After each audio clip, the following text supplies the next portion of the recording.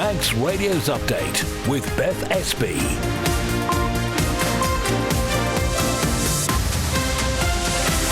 Well, first of all, good evening. Welcome to Update, where we'll take you through the main news of the day in under half an hour. So coming up before 5:30, how do island businesses feel about the economic prospects of the months ahead? We'll have the details of a recent survey on that. Also tonight, there are going to be some changes to the way public sector rents are set. We'll hear what those are. What can be done to encourage more people to go to Castletown? And Rebecca House is one of the charities to benefit from a share of £1.8 million. We'll hear what that donation means to them. We'll also have a look at the weather, the latest traffic and travel as well. And as ever, if you'd like to get in touch about any of the stories we're talking about, you can email studio@manxradio.com or you can text us. It's 166 177. We'll start with a roundup of the main news headlines with Siobhan Fastamai. Business confidence across the Isle of Man has cooled, according to the 2025 Environment and Conditions Survey. Around 1 in 4 firms report a worker shortage, whilst nearly 65% have seen staffing costs rise. Police are appealing for help finding Susan Thompson. They say she's not in any trouble. She's just decided to go for a wander from Port Erin to Douglas and maybe in the Tramode area. They're concerned for her welfare as it's getting dark. There's a photo and a description of Susan on our Facebook page. If you've seen her, you're asked to call your local police station or Police HQ on 631 212. The chair of Castletown Commissioners says the town needs to be maximising the space it has to encourage people to visit. Comes after the local authority published its proposals for the future pedestrianisation of Market Square. Rebecca House Children's Hospice has given its thanks to a company in the north of the island after it was chosen as one of 80 charities to receive a share of £1.8 million. And the Isle of Man Food and Drink Festival is to return under a new name next year. Business Isle of Man has confirmed the Big Manx Feast will take place on Saturday the 19th and Sunday the 20th of September at Nobles Park. Further afield, the police watchdogs found 12 officers would have faced gross misconduct cases over the Hillsborough disaster if the law at the time had allowed. Juries in England and Wales will be used for fewer cases. A quarter of police forces in England and Wales have been found to lack basic sex offence policies. And Ireland's giving Ukraine a further £87 million in non-lethal aid. Volodymyr Zelensky's in Dublin and says he appreciates the support of Ireland's Prime Minister. Ireland's influence is the influence of a large global community. We appreciate that Ireland always takes an honest and a principled approach to issues, and above all, the issues of sanctions. Sanctions must remain in place as long as the Russian occupation continue. There are your headlines. I'll have your news in full at 6. Thank you very much indeed, Siobhan. Now the weather brought to you by Manx Glass and Glazing. So the chance of a few showers this evening and at first tonight. There will be some clear skies, moderate to fresh south or southwest winds. Minimum temperatures will be around 5 Celsius. Then tomorrow, sunny intervals. The risk of a few showers carried across on that fresh southwesterly wind. Best temperatures tomorrow will be 10. And then it'll turn cloudy later before rain arrives during this evening. That is going to be heavy for a time in the night. It will clear away later on in the evening with a strong southeasterly wind. And just looking ahead to Thursday, mostly dry, just the odd isolated showers, sunny intervals, and there will be maximum temperatures of around 9 Celsius. Manx Glass and Glazing can supply and install single, double and triple glazing. Call 674 573 or visit the showroom on the Snugborough Trading Estate. A great night's sleep got even better with Zed's Bedding Store. From quality Bell-Dawn bed linen and mattress protectors, fleece and woven throws to luxury duvets from the fine bedding company. Zed's Bedding Ramsey, next to Isle of Man Bank. Many people are struggling. You can help by volunteering or making a donation to Isle of Man Food Bank, whether it be food or essential items or financial support. Please call 646 999, brought to you by Descon Office Interiors. For a wide range of wood-burning stoves and a complete installation service, visit The Snug in Ramsey. And we don't stop there. Kiln-dried firewood and full aftercare service, including chimney sweeps and maintenance. Call The Snug in Ramsey. Reach the Isle of Man's biggest radio audience with Manx Radio. Airtime, sponsorship and digital opportunities available. For more information on how we can help your business grow its market share, contact the friendly, experienced team on sales at manxradio.com. You're listening to the Isle of Man's quintessential daily news and current affairs roundup. Update on Manx Radio. Now, the 2025 Business Environment and Conditions Survey paints a steadier picture for current turnover, but fewer firms on the Isle of Man seem upbeat about the months ahead.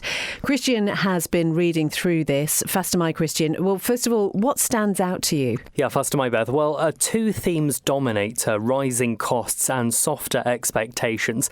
Now, a random sample of 2,300 Isle of Man employers responded, with about 375 taking part. Almost 60% said their business situation hasn't really shifted in the last 6 months, but optimism for stronger demand in the next 6 months has cooled quite notably since 2024. OK, so when firms talk about costs, what exactly are they referring to? Yeah, so primarily wages and energy. About 45% increased their prices recently, and labour costs were the most common reason given. Energy prices and raw materials follow behind, but roughly 1 in 4 say they're currently facing a worker shortage, which is a much higher proportion than similar UK surveys for the same period.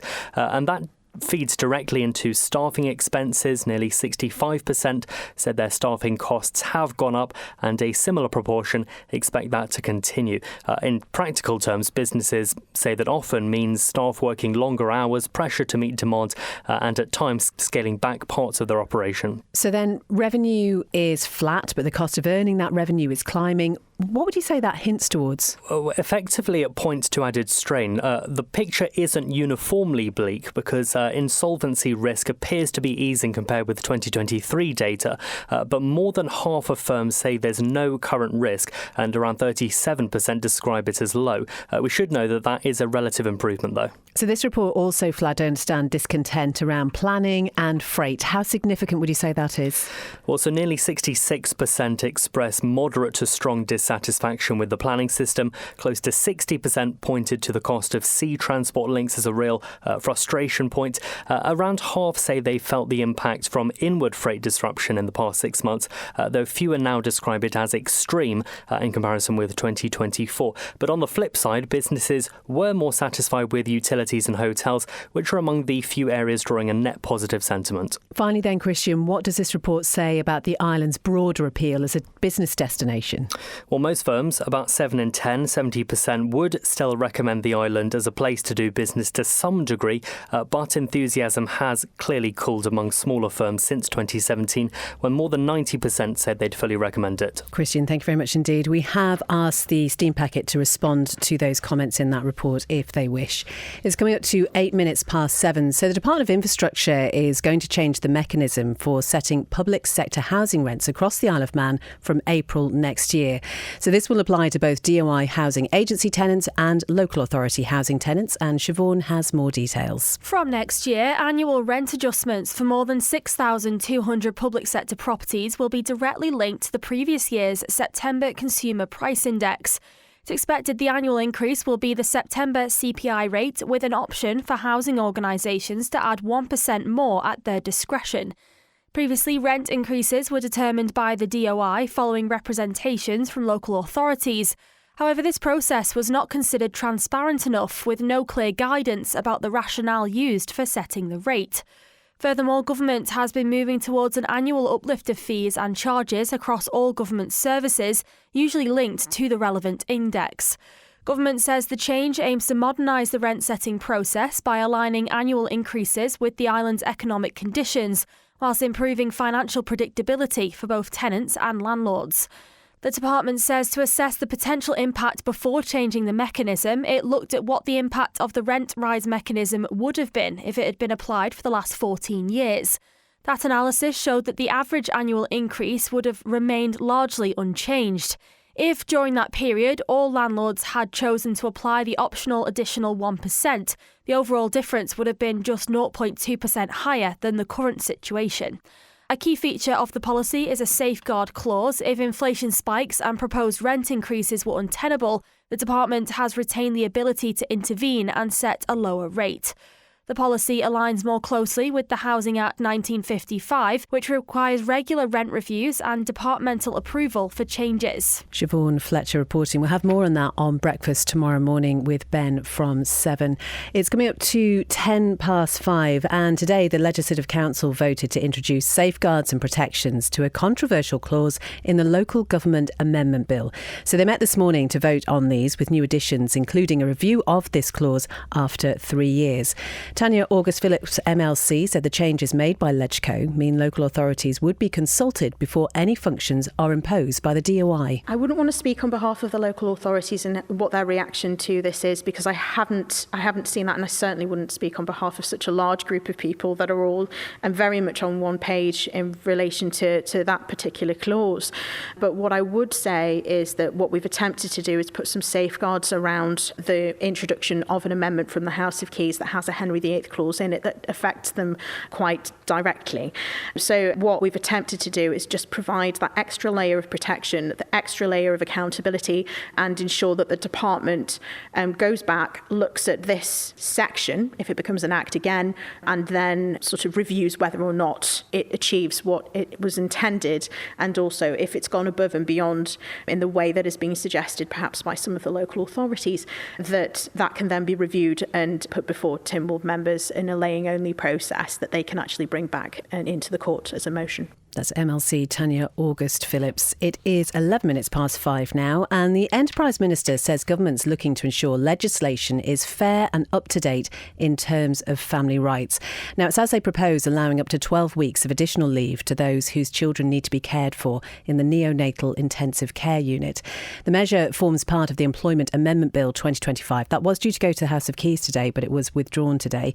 Tim Johnston says it's about ensuring families can spend the most time they possibly can in difficult situations. I think it's important that we do what we can. The first one obviously was around family rights. That includes obviously shared parental leave and parental bereavement leave, but making sure that families can spend the most time they possibly can in difficult situations around the neonatal care leave is really important. It's not just neonatal care though, is it? Let's also talk to me about carers leave. Yeah, that's right. So the other part of this is looking at carers leave. This is obviously very important as well, in the sense that we have situations where people are obviously having to care for their loved ones, and it's obviously very challenging for them in that situation. So what we're looking for is bringing forward some shorter-term carers leave, which is up to sort of a week's worth of extra leave over the year, to help those people plan better around that ability to do that. But we're also then looking at a sort of longer-term leave as well. That's still work in progress. I think the shorter term would certainly bring us up in line with the UK. The longer term leave would be us going a bit further than that, and looking at that through regulations at the moment and how we would do that. And certainly what we'll be looking to do is bringing some more consultation in that area first before we go to that step. The UK allows up to 12 weeks neonatal leave with statutory pay. This bill doesn't. Was that a deliberate decision? First stage here is to get the primary legislation through. That's a process that will probably take us through the rest of this administration. The next stage through consultation is to get the regulations in place, and certainly what we will be doing is working with Treasury in those discussions. What about employers? Have they been taken into account? Yeah, and certainly I think, as far as part of the consultation process, we certainly very much involved employers, and there was a lot of support for this. I think the key thing is not to put any more financial burden on employers directly in this area, but I think also employers recognise that having proper support in place for their employees is important. That's the Minister Tim Johnston talking to Christian on Breakfast this morning. It is coming up to 5:14. Well, we heard in the past hour or so that Business Isle of Man has announced the return of the Isle of Man Food and Drink Festival. It's going to be under a new name. It's going to be called the Big Manx Feast, and it'll happen next year in September on Saturday the 19th and Sunday the 20th. A new venue as well. It's going to be at Nobles Park. And the event is going to be themed around the Melia, so in celebration of harvest harvest time, the island's strong community values, and also the year of the Manx language. And it's going to feature, amongst other things, a Manx produce marquee showcasing new and well-established food and drink producers. There'll be a food and drink hall offering, they say, a diverse range of local and global flavours. That's also going to be accompanied by live music. There'll be a children's marquee, so a programme of family-friendly activities. There'll also be the usual cooking demonstrations and talks, which will feature local and international talent showcasing Manx ingredients predominantly, and a National Food and Drink Awards programme that will be under the Manx Menu banner. You can find out much more about this on the Manx Radio website, and they are looking for producers, caterers and other non-food businesses who are looking to take part to sign up to their new mailing list, so you can stay up to date about application requirements and deadlines. So all that information you can find at manxradio.com. Manx Radio Travel, driven by Quayside Tyres and Service Centre.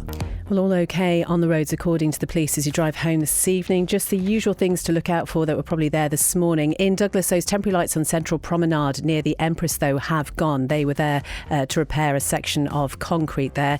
In Onchan, still temporary lights on King Edward Road. That's between Groudle and the Old Liverpool Arms. In Kirkmichael, there are temporary lights on the main road through the village. That's just near Station Road. That's for utilities work. And in Ramsey, there are temporary lights on the Zare Road. That's near Bircham Avenue, and that is for water main work. All looking good down at the airport this evening, and then the Manxman is due into Douglas Harbour at around about 5:30, heading out again to Heysham at 7:15. Quayside Tyres and Service Centre with 1 year's free engine warranty from Castrol. Get more with Quayside. It's just coming up to 16 minutes past 5, and it's something we've been talking about an awful lot on the programme over the past few weeks. It's My Cards, and they were back on the political agenda once again today. In the House of Keys, the Treasury Minister Dr Alex Allinson faced questions over plans to issue cheques to residents who might still hold unspent funds on their My Cards after the 31st of December deadline. Backbenchers relayed clear dissatisfaction from constituents, with some warning the move could deepen inequality, while others accuse the Minister of applying undue pressure. So here's part of that exchange today. I want a Treasury Minister to confirm that there's no equality issues here on choice. And we talk a lot in here about choice in other areas. With vulnerable people like this, does the Treasury Minister think this scramble to get this over the line is acceptable? Given that these are people who they've been unable to reach by letter in the past, does he really think that people are going to be receiving and then cashing these cheques? Does the Treasury not realise that the tactics that are being pursued by Treasury at the moment are amounting to sort of a pressure selling approach to try and get people to convert over from My Card? I don't think genuinely that there is pressure being applied on people. What we're trying to stress is the importance that people have a valid way of getting their benefits on time, particularly for those people who are using the existing My Card service, which obviously will not function past the 31st of December. In terms of the people who we've contacted, a large number of people have already switched to using their existing bank accounts. Over 261 people are expected to return the forms, and around about 20 people have arranged appointments already to go to banks to open accounts, given the fact that we've worked with banks over the last couple of months to look at other ways that they can validate people's identity by using other methods of photo ID. But certainly I understand the Honourable Member's concerns, and the Social Security staff will be working with all current My Card users to make sure that they get their benefits on time in a way that's suitable for them. That's the Treasury Minister, Dr Alex Allinson, who is answering more questions from members of the House of Keys about My Cards when they were sitting this morning. 18 minutes past 5. Well, the Chair of Castletown Commissioners says the town needs to be maximising the space it has to encourage people to visit. So this comes after the local authority published its proposals for the future pedestrianisation of Market Square. There was a 6-week public consultation over the summer. Now, Tony Brown says 35 is a good number of respondents to that consultation. Some of them had firm views on what they wanted to see in the square, including about the new Easter closure. Well, we had ideas ourselves which we set out in the consultation, and we invited the public to add anything or to let us know what they thought. And that was a 6-week public consultation which we undertook, which I think was helpful to people to understand what we were trying to do, why we were trying to do it, and explain the options we could use the square for. So we went to some lengths to explain our thought process. And then we gave 6 weeks. We got all the consultation views in, the comments in, and we then had a meeting to sit down and go through each view that was submitted, as well as people who'd spoken to us, and put together what we hope is a practical way forward where the square can be used for the benefit of Castletown, not only in the summer but also in the winter. We had a number of issues that were raised that were actually, if I like, periphery to what we're doing. And we've made recommendations for highways to improve signage and to make some other changes that we think are necessary. One of the big things that came out of it was to actually have an Easter period. Now, as we all know, Easter moves. Some Easters can be really nice, some Easters can be terrible because of where they fall and because of the weather. And then, of course, we've got our visitor period, winter period. We've confirmed what they will be. We extended the area. We've now gone to the 1st of October because a number of people felt that the 1st of September was too short. And we're also conscious that we still have visitors coming in and we still have cruise ships coming in. So we took on board those comments and in consideration, we put that into our views, which we now have to transmit to the Department of Infrastructure Highways. Hopefully get these put into legislative terms to enable it to happen. How will your square closure differ from the one of the previous board? Well, because it will recognise that in the winter there is no reason to keep the square closed off to vehicles. I mean, we have limited resources in Castletown. It's a small town, and we have to maximise what space we have to attract people to come into Castletown. That's the Chair of Castletown Commissioners, Tony Brown. Apologies, I'm not sure what was happening with the audio there, but he was clearer in some moments than others. But he was talking to our local democracy reporter, Emma Draper there.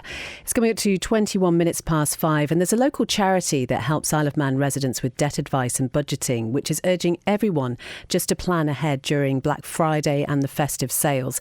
Now, Deborah White is the Area Debt Advice Coordinator with the Salvation Army, and she says the deals can be tempting, but sticking to a budget is key. There's always that extra gift that's going to sort of grab you. You've done the budget and then suddenly you go out and suddenly see something else that you think, oh, that'll be really good under the tree. And I think one of the things I would always say is we don't know what 2026 is going to look like. And so working within a budget, having resilience in that budget, setting aside enough money just in case there is that financial shock or even illness, that's really important. But when it comes to Black Friday, the sales are such a temptation, aren't they? But definitely, do you need it? But it's the can I afford it element. And sometimes we have to wait. January is going to be a difficult month. It's a long month because it's a long time from the December payday. But yeah, just think about not overspending. From speaking to people over the past maybe 2 weeks, I've been hearing lots of people saying, oh, I've already started getting my Christmas gifts, or I started getting it a few months ago. Is it because we know we're heading towards that season that we start not panic buying, but we start setting ourselves up for, right, we need to get this. The sales are great for that, but it's only helpful if you've got the spare money. And what I would say is don't take rent from your food, from your electric and your gas bills so that they can put them as presents under the tree. Your family would be far happier having the heating and the lights on and not worrying about whether there might be an eviction coming down the road in the new year. Make sure you budget. Try not to deviate, and sales are absolutely fantastic if it's the item that you're looking for. We've been getting a lot of inquiries over the last couple of weeks, which is normal for this time of year, seasonal uplift of people needing support. So after Christmas, we do have, or even before Christmas, we have this uplift of people realising that money is controlling them rather than the other way around. And so it is important to reach out for people. But yeah, we do see that seasonal uplift coming around from now on. We are actually at the point of wait list at the moment. We are actually receiving at least one inquiry a day at present, which is very unusual for this time of year. That doesn't mean you can't meet with a team member. It does mean that you might have to wait a little while, like you would with anything, to be fair. That is Debbie White from the Salvation Army talking to Chanel. Now, there was a special event last week that was held at the Mountain View Innovation Centre near Ramsey, which saw a £1.8 million donation split between 80 charities. AFD Software Limited, known as the Postcode People, held its annual postcode party and charity giveaway. And this year's donations are going towards a wide variety of causes, such as international development and education projects, support for mental well-being, health charities, and also end-of-life care. And one charity benefiting close to home is Rebecca House Children's Hospital. hospice. Vanessa Nord from their income generation team has been talking to Judith Lay. Rebecca House is a place where children with life-limiting or life-threatening conditions come to have joy brought into their lives. We have the most incredible team of healthcare professionals, nurses. It's a multidisciplinary team that look after these children while they're in our care. Really, more than anything, what we do at Rebecca House is to give families respite from the full-time care that children who have these life-limiting conditions need, round-the-clock, 24 hours specialised care.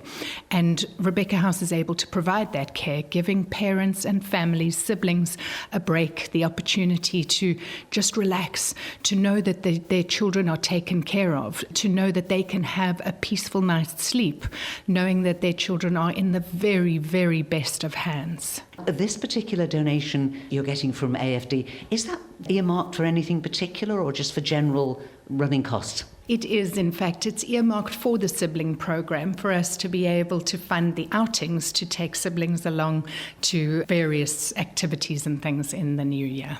And please may I take this opportunity to thank AFD for this incredibly generous donation. Isn't that lovely? That's Vanessa Nord from Rebecca House speaking there to Judith. Well, sport time now, and here's Darren Timpson. First am I. First am I, and starting with hockey, the Isle of Man over 35's women's team were beaten in their first game on Sunday.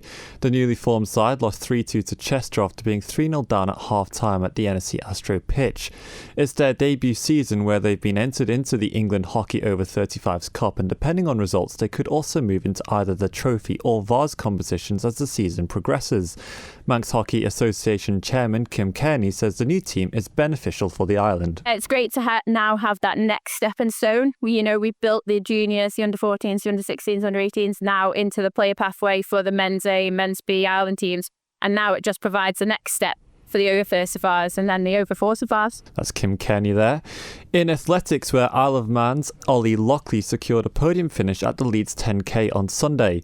Competing in the Leeds Abbey Dash 10km road race, Ollie completed the race in 29 minutes and 1 second, his fastest ever time on road or track. His time was just 1 second outside the 10,000 metres consideration standard for the Commonwealth Games. However, Lockley couldn't quite catch eventual winner James Murray, who won the event in 28 minutes and 52 seconds. And sticking with athletics, as entries have opened for the 2026 Parish Walk, next year's edition of the event is scheduled to take place on Saturday the 20th of June, with the final deadline for all entries being on the 4th of May 2026. Meanwhile, entries have also opened for the 2026 Easter Festival of Running. It's set to take place between the 3rd to the 5th of April and features 3 races in Port Erin, Peel and Douglas. Last year, over 700 people entered the event, with runners coming from all over the British Isles and beyond. OK, Darren, if you had to choose, which one are you going to do? You're going to do the Parish Walk or the Festival of Running? I think I might do the Festival of Running. OK. Yeah, because you can do one. All right. Not fancy the Parish Walk? Have you ever done it? No? No. Oh, come on. No. Do you know, if nobody's seen Darren's brilliant video that he's done with Lewis about the new cricket facility and having a little go at batting with that machine and whatever, I think you, camera, Parish Walk, sorted. And just testing all the food and drinks along the way. Well, yeah, you can do that as well. I think you should do it. Darren, thank you very much indeed. That is all from Update tonight. Thank you so much for your company. Coming up next, it's Countryside with Simon and Kiri. I understand there's some talk of glamping in there. I don't know whether Simon's been glamping or not. But then at 6, it's Greatest Hits with Chris Kinley. At 9, John Barker will be here with a folk show, and Dave Moore will be with you with After Hours from 10. So whatever you're doing this evening, have a good one, and we'll talk to you at the same time tomorrow.